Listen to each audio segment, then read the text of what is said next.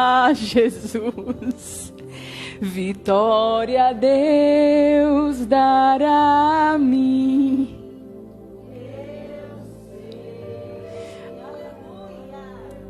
O que eu posso dizer? Depois de declarar uma verdade como essa, vitória Deus dará a mim, eu sei. Vitória Deus dará a mim, eu sei, se eu andar em sua luz e confiar só em Jesus. Amém?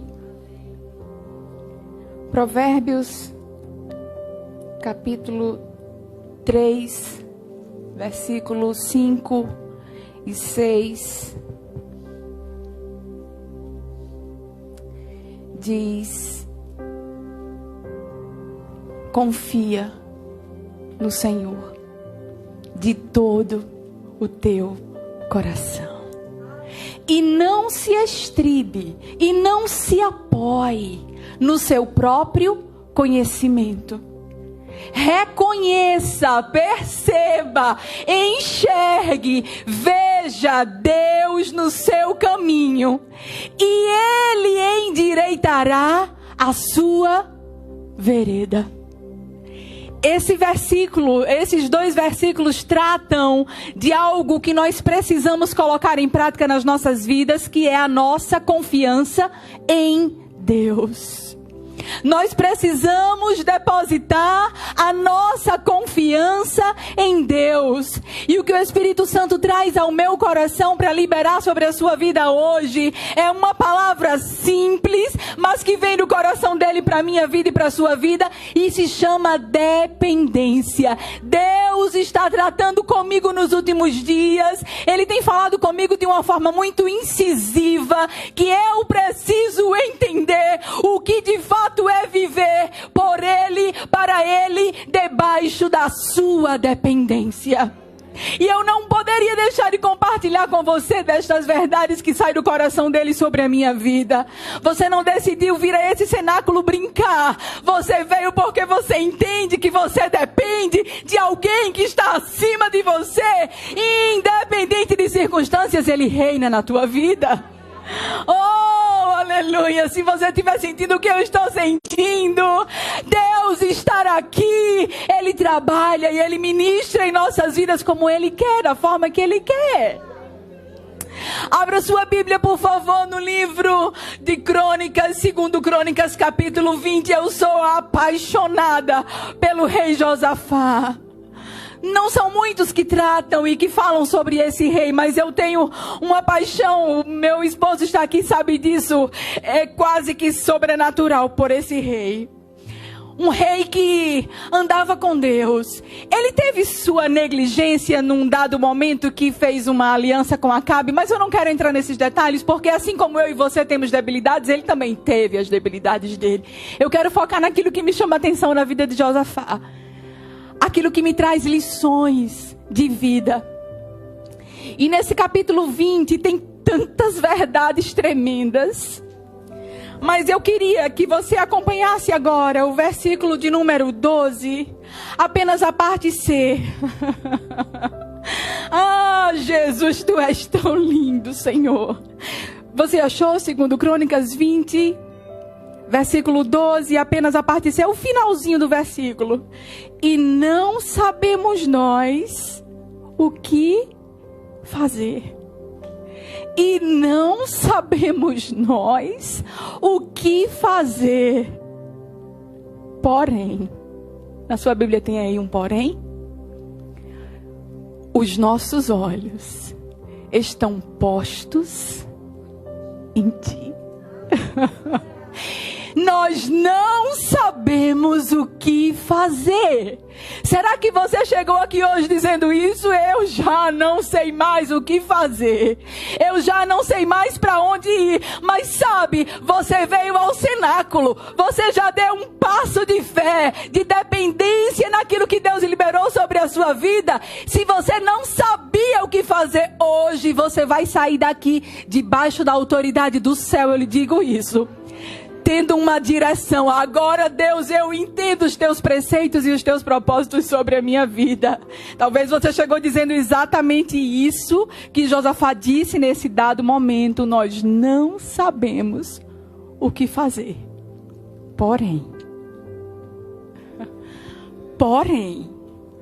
os meus olhos, eu não sei, eu não tenho a resposta, eu não tenho a saída, porém, os meus olhos, Deus, os meus olhos estão postos em ti. Um rei jovem, muito jovem, reinou em Israel por aproximadamente 25 anos, ele faleceu aos 60. E era um homem que tinha experiência com Deus. Durante o seu período de reinado lá em Judá, a Bíblia conta que a idolatria teve um declínio absurdo. Ele instituiu altares de adoração ao Senhor. Ele convocou os juízes a julgarem segundo os preceitos de Deus diante do povo. Ele começou a nomear, a consagrar levitas e sacerdotes. Ele vivia um tempo da excelência de Deus. Contudo, o fato de ele viver debaixo da excelência, dos preceitos, da busca, da direção de Deus, não trouxe sobre ele imunidade para enfrentar problemas. Você entende isso?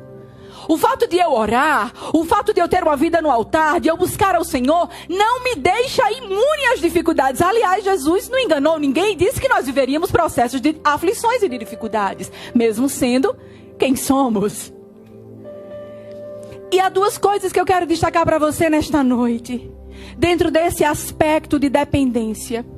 O primeiro aspecto que eu quero tratar com você, eu quero ler neste mesmo capítulo, versículos 10 e 11, para que a gente possa entender dessas verdades de dependência em Deus. Versículo 10 desse capítulo 20. Agora, pois, eis que os filhos de Amon e de Moabe e os do Monte Seir, ele está se referindo aos meunitas. Os meunitas, me permita abrir um parênteses para que você entenda. Os amonitas e os moabitas, você já escutou muitas vezes sobre eles. Os meunitas, eles habitavam na região montanhosa, na região que, na verdade, os filhos de Esaú herdaram. Então, fazia limite entre Edom e Judá. Eram bons vizinhos. Não eram vizinhos maléficos, eram vizinhos tranquilos. E veja o que diz aí. Agora, pois, eis que os filhos de Amon e de Moabe e os do Monte Seir, os meunitas, cujas terras não permitiste, Senhor, que Israel invadisse. Nós não invadimos, Senhor, aquela região.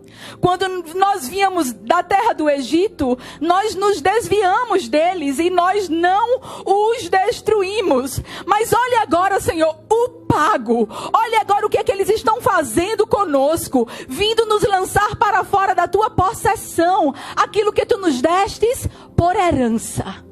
O primeiro aspecto desse contexto de dependência que o Espírito Santo traz sobre mim, sobre você, é que nós precisamos entender que nós não podemos agregar a ninguém nessa terra favoritismo sobre nós.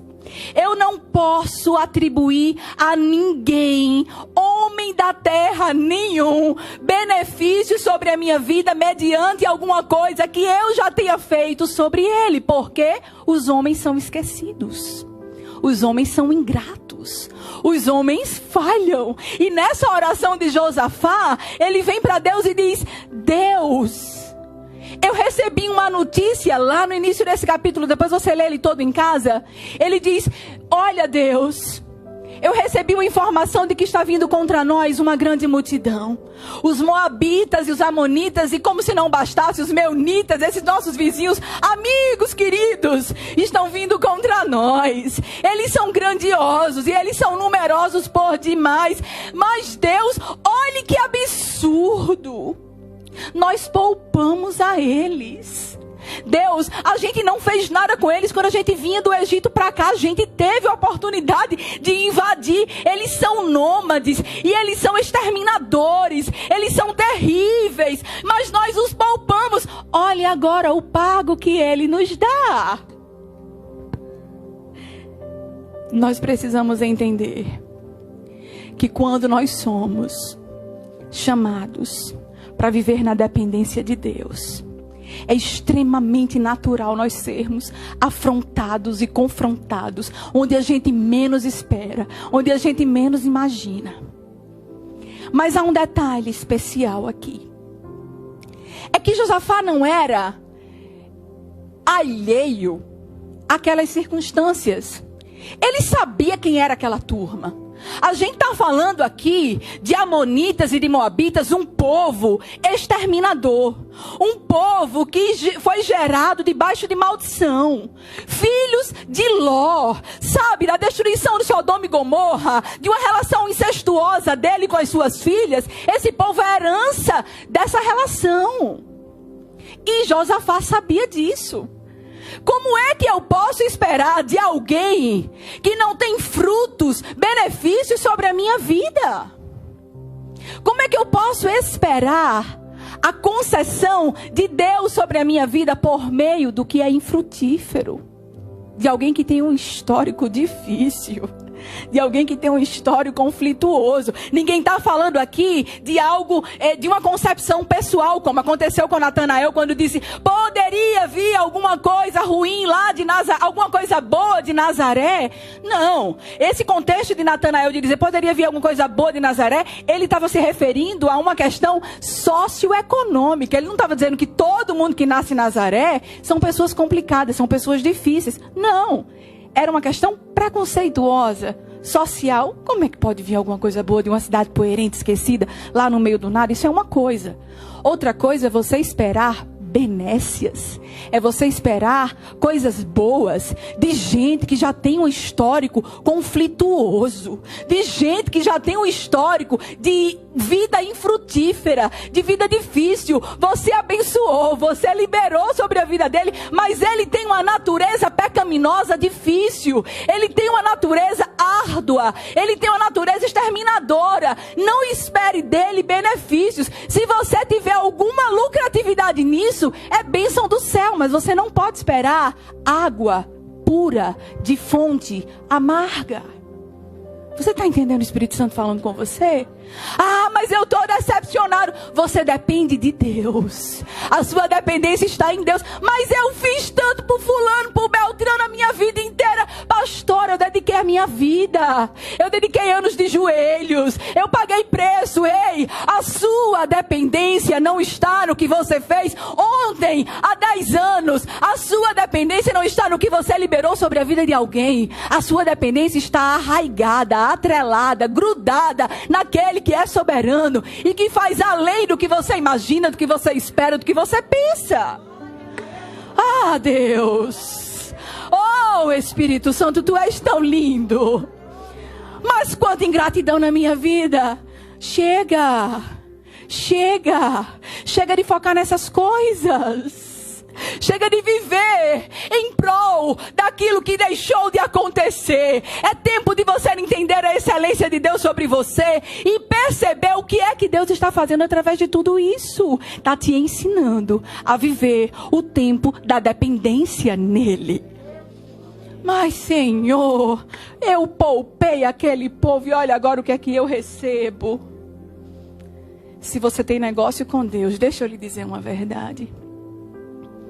Desde que você nasceu, Deus te ensina o processo da dependência. Eu não estou falando da dependência daqueles que, todos nós que estamos debaixo deste céu, todos nós que nascemos, nós somos, que você creia ou você não creia, você depende de Deus. Do ar, da natureza, do alimento.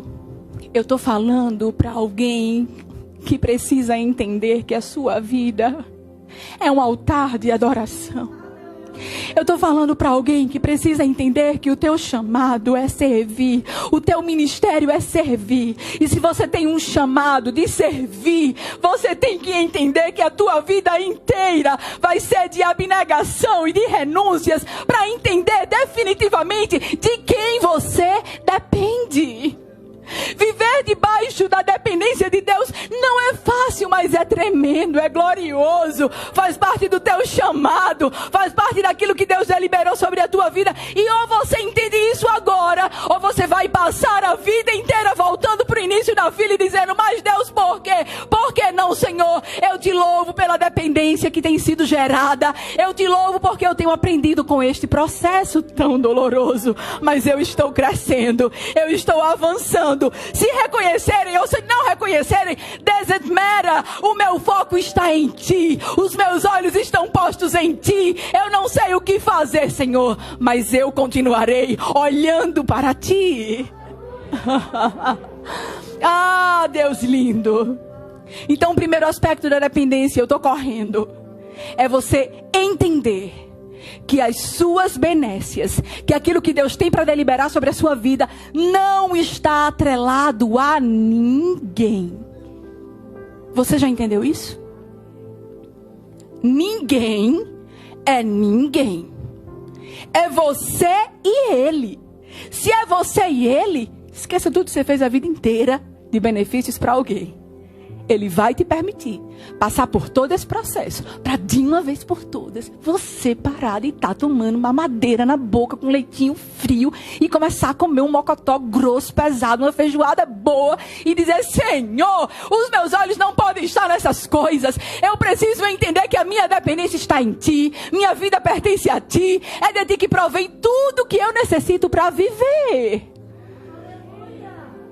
O segundo aspecto que me chama a atenção e o último na vida desse homem que eu tenho tanto carinho é que mesmo sendo rei, ele não se sentia um super-herói. Mesmo sendo quem era. Veja aí o que é que ele diz no versículo de número 3. Escute aí, acompanha comigo. Versículo de número 3. Ah, Jesus, como tu és lindo. Então Josafá teve medo e se pôs a buscar ao Senhor e apregoou jejum em todo Judá. Quando Deus falou comigo, eu disse: Deus, por que o Senhor está me fazendo caminhar no processo contrário? Eu deveria primeiro pontuar a questão do medo. E ele disse: faça do jeito que eu estou mandando, porque eu sei como eu vou trabalhar no coração de alguém.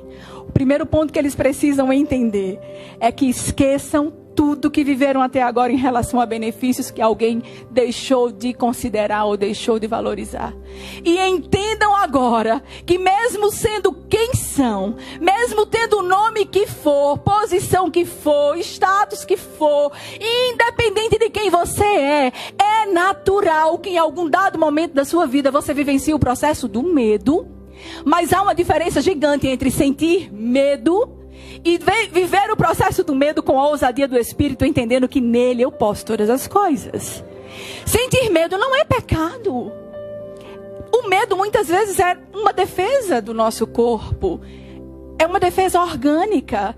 Se eu tenho medo de altura, eu vou evitar determinadas coisas. Então vai me poupar de um problema. Se eu vou ser assaltada e eu tenho medo diante daquela situação, é provável que eu não reaja, eu fico bem quietinha e eu me trave e eu evite um problema, eu evite um acidente. Então há questões, há momentos em que o medo é defesa.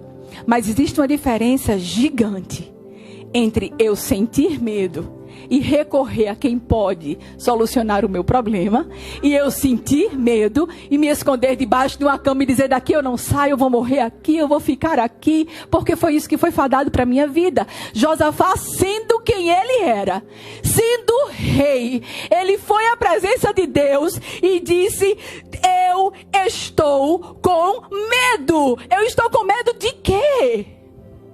Está vindo contra mim uma grande multidão. Eles são muito numerosos. Eles têm fama de serem exterminadores. Deus, eu olho para o meu exército. Eu olho para o que eu tenho. E eu percebo que não é suficiente para vencê-los. Eu olho para mim e digo: eu não tenho condições. Eu sou pequenininha. Eu sou limitada. Eu não dou conta. Deus, eu não sei o que fazer. Ora, se Davi disse: eu sou pobre e necessitado. Se Paulo disse dos pecadores: eu sou ou pior. Quem sou eu e você para não reconhecermos as nossas debilidades diante de um Deus soberano e que cuida de nós?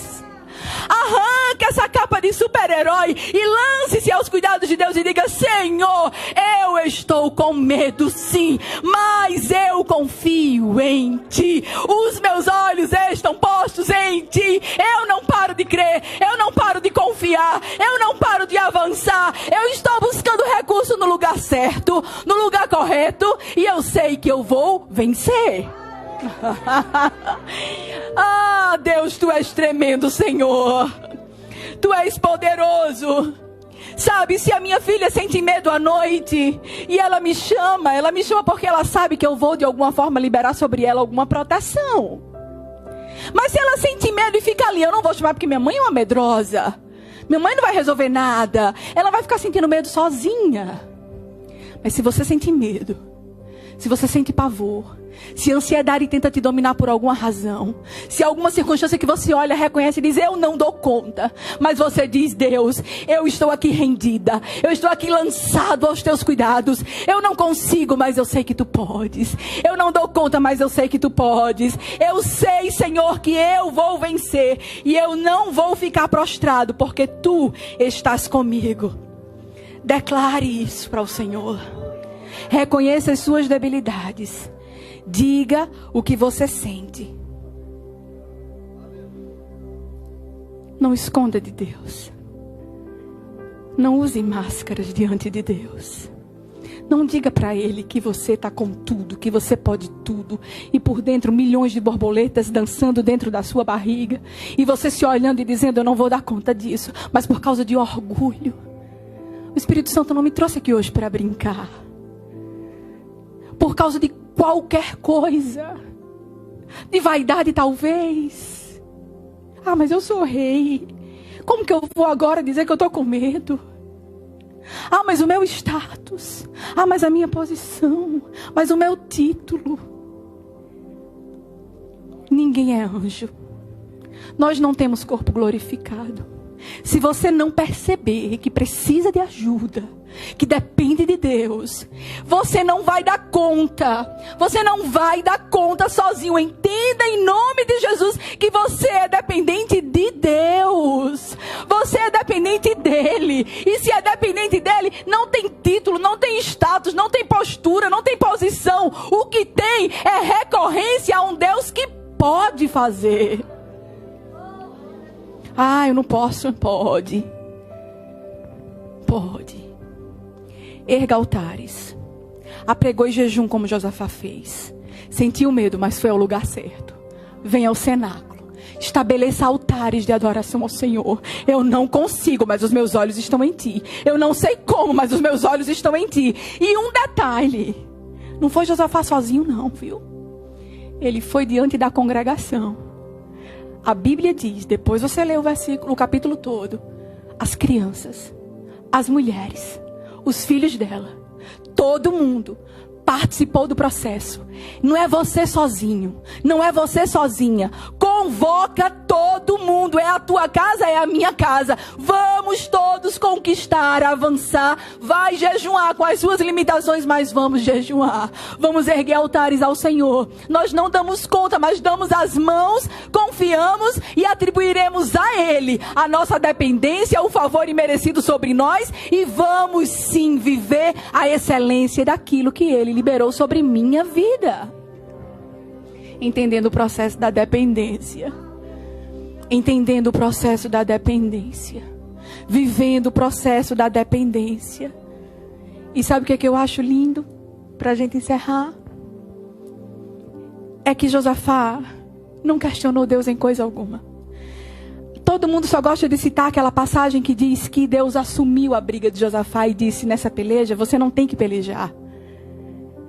Porque essa peleja agora é minha, Josafá. Você não tem que fazer nada. Porque essa briga agora eu comprei. Só que Deus só fez isso com Josafá. Ele só comprou a causa dele. Porque ele percebeu a liberalidade na vida daquele homem. De entender que ele dependia de Deus. Enquanto eu não me lançar a esses cuidados plenamente, 100%, eu nunca vou poder desfrutar da excelência de ouvir o meu pai dizer: pare, essa briga agora é minha. Ele só compra a minha briga quando eu confio e atribuo a ele o que de fato é dele. Não se apoie no seu conhecimento. Agora isso aqui é meu, Josafá, e eu vou lhe dar a receita. Você vai ficar quieto. Você não vai mover um dedo. Você vai amanhã de manhã. Deus usou o profeta Jeziel e tratou sobre isso no meio da congregação. Você não vai precisar dizer nada. Você não vai precisar mover nada. Você entendeu o processo da dependência. Eu comprei a tua causa. Amanhã de manhã você vai ao encontro deles, mas vai ficar parado, aguardando a minha ação sobrenatural sobre a tua vida. Apenas obedeça, cumpra a receita, erga altares de adoração ao meu nome e deixe que eu trago os resultados sobre a tua vida. A tua parte, o teu dever é se submeter à minha dependência. Os resultados não lhe competem. Deixa comigo, eu vou fazer além, eu vou te surpreender, eu vou trazer o sobrenatural, mas você precisa entender os princípios da obediência, porque obediência gera bênção. Ah, Deus, eu não entendo nada, mas eu me submeto. Mas, Senhor, como é que eu vou para um campo de batalha? Vou arrastar uma multidão para não fazer nada? Se Deus mandou, nada é nada. E deixa Ele fazer. Deixa com Ele. E agora o que é que eu faço? Eu vou pegar todo o armamento bélico, todo o meu conhecimento tácito, eu vou colocar à frente os melhores e maiores guerreiros. Não, você vai fazer totalmente diferente. Vai viver o processo da doxologia que o meu pastor ministrou aqui domingo. Você vai colocar à frente de batalha os levitas e vai todo mundo descer ao encontro deles cantando, erguendo altares, trazendo a minha glória por meio de louvores, por meio da adoração genuína, por meio da adoração sincera. Não dá para entender o processo. A doxologia é um segredo do coração de Deus e só entende quem vive o processo. Como que eu vou para um campo de batalha cantando? Vão me chamar de louco, e daí que me chamem de louco? Eu quero viver o tempo da dependência e da obediência. Ah, derabaixê candarabá. Um dia baindara candiabaixê candarababachê daracia candiarabás. Erga altares de adoração ao Senhor. Erga louvores, arranca as vestes de opróbrio, de tristeza, de dores, de insatisfações e erga altares de louvor. Deus, eu vou te adorar. Eu não estou entendendo, mas eu vou te adorar. Eu vou te louvar, eu vou te dar o meu melhor. Senhor, eu vou dedicar e consagrar a ti o que eu tenho de melhor. Estou fraquinho, estou debilitado, não consigo, estou sem forças, mas os meus olhos estão postos em ti. Os meus olhos estão postos em ti. Eu não vou parar. Eu não posso parar. E o resultado foi surpreendente. Antes que Josafá chegasse lá, queridos, isso é muito profundo. Como é que inimigos que vêm contra mim, que se prepara contra mim, quando eu menos espero que eu olho, eles estão todos exterminados, porque entre eles mesmos se degladiaram e se destruíram entre eles, se olhavam, não se entendiam e matavam-se uns aos outros. E quando Josafá chegou lá com o seu grupinho pequeno, em detrimento daquilo que eles estavam vivenciando, não tinha ninguém para contar a história. Não tinha ninguém para contar a história. Eu acho que você não entendeu. Deus vai te surpreender no sobrenatural. Quando você menos esperar, você vai viver o processo do sobrenatural, porque você entendeu que não depende de ninguém, que não precisa das benécias de ninguém, que as suas debilidades, elas existem sim, e isso não lhe faz menor do que ninguém. Você entende que as suas debilidades não são desvio vulnerável de caráter, são dificuldades que você está aprendendo, reconhecendo, que precisa moldar, e você já entendeu que tudo tudo isso, quando está atrelado ao cuidado de Deus, você se torna um gigante. A ansiedade, o medo e tudo aquilo que lhe acometer se torna nada quando você se lança aos cuidados de Deus. Em nome de Jesus, saia daqui hoje entendendo que o processo que Deus liberou sobre a sua vida vai lhe surpreender. Mas a única coisa que Ele tem pedido de você é dependência absoluta. Boquinha fechada, lábios cerrados, posição de combate sim, mas oração, jejum e muita adoração ao Senhor. E Ele vai te surpreender. A minha vontade nem é cantar, sabe, pastora? A minha vontade é só chorar. Eu só consigo chorar. Chore do seu jeito, mas erga altares de adoração ao Senhor. Sinta a dor do que você está vivendo. Isso não é errado, mas não pare de adorar. Não pare de exaltá-lo. Não pare de declarar com os seus lábios quem Ele é na sua vida. E o que Ele vai fazer vai ficar para a sua história. Vai ficar registrado nos anais do céu. E você vai dizer depois: foi o meu Deus quem fez isso por mim, porque eu aprendi o que é depender de Deus. Você pode ficar de pé em nome de Jesus. Ah, Espírito Santo, como o Senhor é tremendo, como o Senhor é supremo.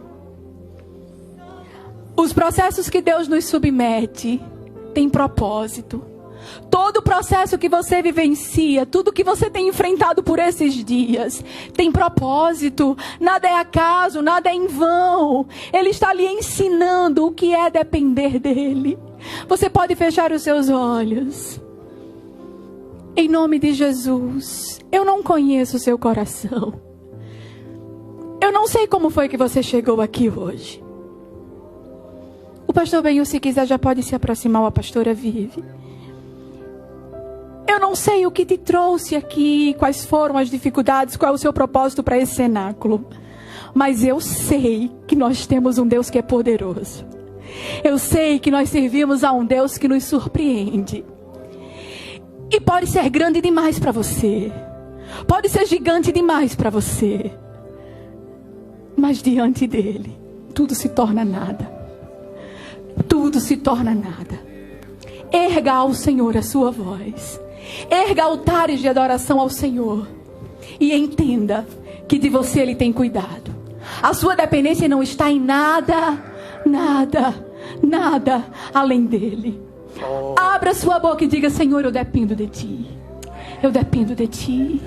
Eu dependo de Ti. Eu preciso de Ti, Senhor. Aleluia. Vamos interceder.